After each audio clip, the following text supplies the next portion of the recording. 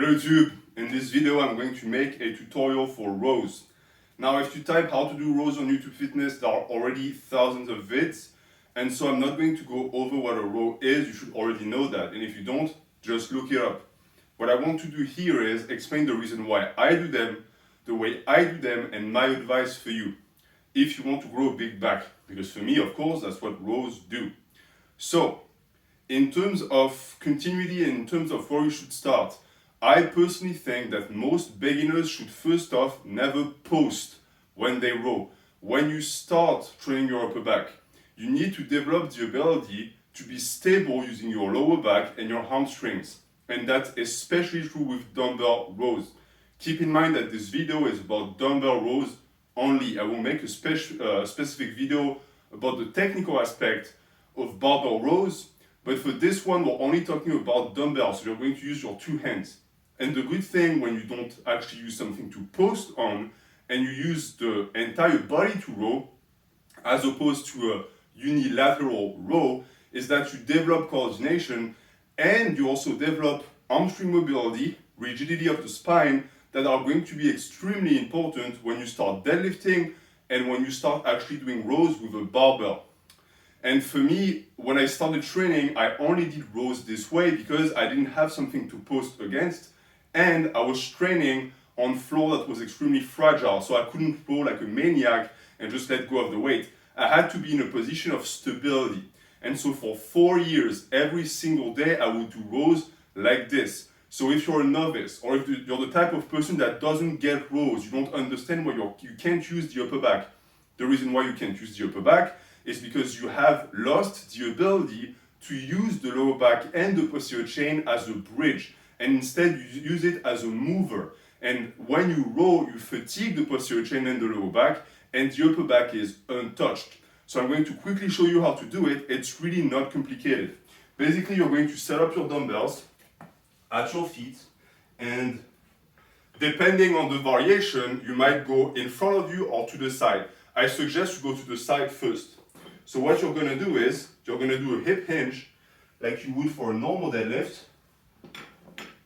And when you're on your hip hinge, you extend the arms, you flatten the back, and from here, you row. Okay, you don't let go of the weight, you just row like this. You can modify the torso angle as you want, you can stay parallel, you can be upright. Of course, the more parallel you stay with this, the more of an ability you're going to have to stretch the back, the more of an upper back involvement you'll get, especially in the lats, the more upwards you stay, the more upper back you get and traps, etc. You'll find that it's easier when you start to stay upright, but what you want to develop is an ability to actually do rows like this. You can do them to the sides like this, you can do them inside, depending on the type of dumbbell you have, it doesn't matter. What it needs to reinforce is your ability to actually use the upper back, because if you stand stationary, like you would for a pendlay row, it's going to be only the upper back. Of course, you can do cheat rows if you want, and in that case, you might actually use more legs, but this is what this is about. We're talking about the upper back. So that is my advice for noobs. And now we're going to move on to the bench, because when I personally do row, at this point, I do 70% posted on a bench and 30% just like this, just like I demonstrated. And the reason why is because I have now the ability to use the lower back as a bridge. I don't need to train it anymore. And so I moved onto a better variation for my use.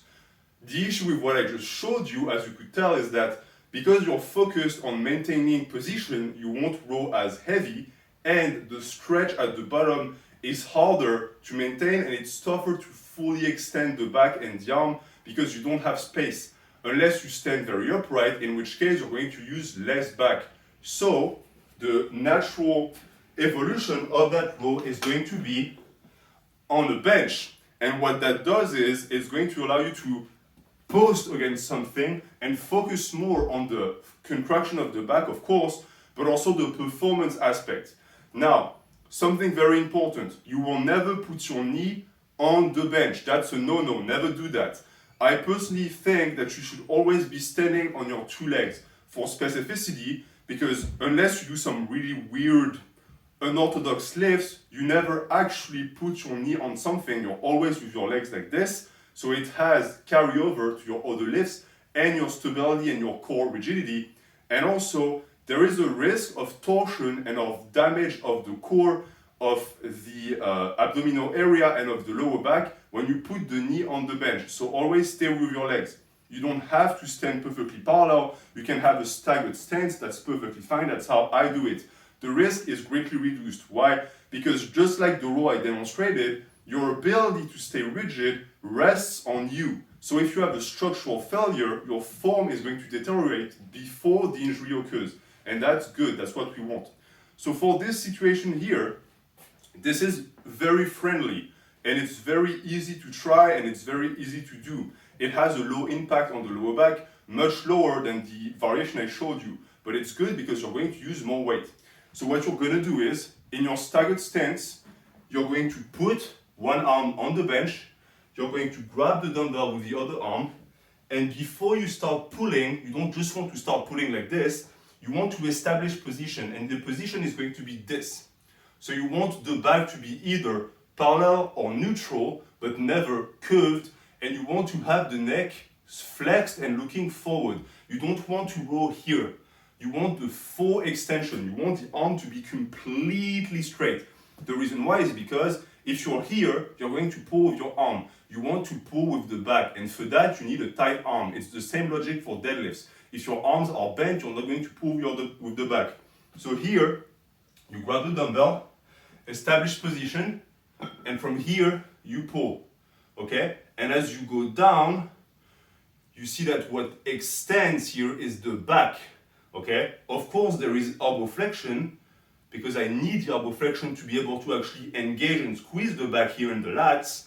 But as I go down, there is a movement in the back. You don't want this, okay? This, I only use the arm. This is a hammer curl. It's terrible. You want to go with the weight. You want to accompany the weight, okay? And you will hear people say that that's body English. Disregard those people. They don't understand how to train the upper back. If there is no movement and stretch in the upper back, you're not training the upper back. So you want that. Of course, that also goes with the idea that the entire body remains rigid. You don't want knee flexions, you don't want hip flexions, and you especially don't want torso angle shifts. A lot of people row, and when they do their row, their back does this. What are they really doing? They're doing a one-arm deadlift. That's not a row. You're training the posterior chain, you're training the rhomboids, you're training the erector spinae, you're not training the upper back. So avoid that. The form is strict, stable, rigid. You establish position and you row from here, okay? And you can slightly modify the torso angle here if it helps you recruit the upper back, but you never want to shift it as you go up. It needs to be the back pulling. So that's the basics of a row. After that, in terms of the bar path, quote unquote, the dumbbell path, depending on the grip, I suggest to do it a different way. As I showed you before, right now I only showed you one type of grip, which is the neutral grip, where the weight is outside of the body to the side. And because of that position, I encourage you to stay like this and to actually just extend the back, aiming directly for the ground, with a slight twist towards the body, and then up and squeeze. But you can also do it with what some would call a croc row grip, or a pronated grip, whatever you want to call it. Well, the weight in that case is going to be slightly in front of you. And that allows you to try something different, because this time you have space here. And what you can do is, same thing, you establish position, tight, pull. When you go down, instead of stopping here, you can actually go and go here. And as you see, what is in motion is the upper back. And it's like a pendulum in a sense. And what it does is, when I'm just here, the back is stretched. But when I do this, it adds an extra layer of tension on the upper back. And this feels really nice. So I encourage you to do both. For overuse injury's sake, for the globality of the training of the upper back, do both. And you're going to find also that, surprise, surprise, the two grips carry over to one another, and they also don't fatigue each other too much. You can superset the two and you will be surprised how much you can keep rowing even though you just rowed. It doesn't mean that they magically recruit different muscles, but they hit the upper back in a different way in a sense. And therefore they complete each other well. So I recommend the two. In terms of grip, this with rows, never. I am personally a big proponent of never using supinated rows, never using supinated shrugs or deadlifts. The mixed grip is terrible for bodybuilders, never do it. For me, if you're going to do a back movement, never put the arms in a position that recruits the bicep. It's too risky. If you lift anything heavy, the upper back can handle so much more weight than the bicep. So you're either limiting yourself by going way too light to save the bicep, or you're risking a bicep tear. And I know that some people can get a better recruitment of the lats with a supinated grip. If you want to take the risk, go ahead, but I personally will never do it. So that's that. In terms of accessories, some people like to strap up. I personally am a big proponent of straps as well. And it's the same logic. If you train your back, don't let the forearms limit you. That being said, I also think that if you can manage to grip the weight, you don't need the straps. The straps are used only if you cannot grip the weight. If you overuse straps, that's when you're going to actually, quote unquote, atrophy your forearms because you're stealing work from them that they can handle. So if you can do your rows with a normal grip, do it. I personally do it. The strength of my grip is enough for me to train my upper back heavy and intense, so that's fine.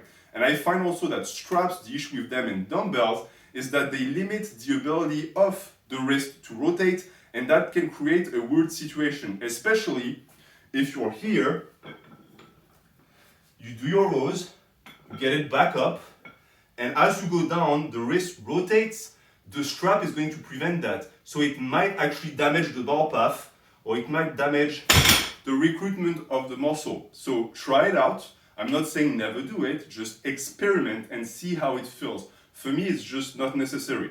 There are lifts where it is, like shrugs and deadlifts, but for this, no. So that's pretty much that for this video. I encourage people to do rows. They're an excellent way to hit the upper back without taxing the lower back too much, which is essential for natural lifters because the limiting factor of your upper back growth is always going to be the lower back. So you need to find variations that actually allow you to isolate that portion of the back that can take a lot of volume and intensity. And in terms of programming, I would encourage you to do them maybe once, twice a week.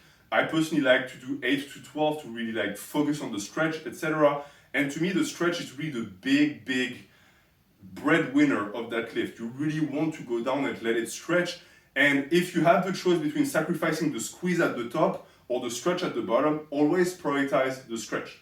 So I'm going to leave you with those words. If you have any question in the comments about rows, about dumbbell rows, of course, let me know. Have a good day.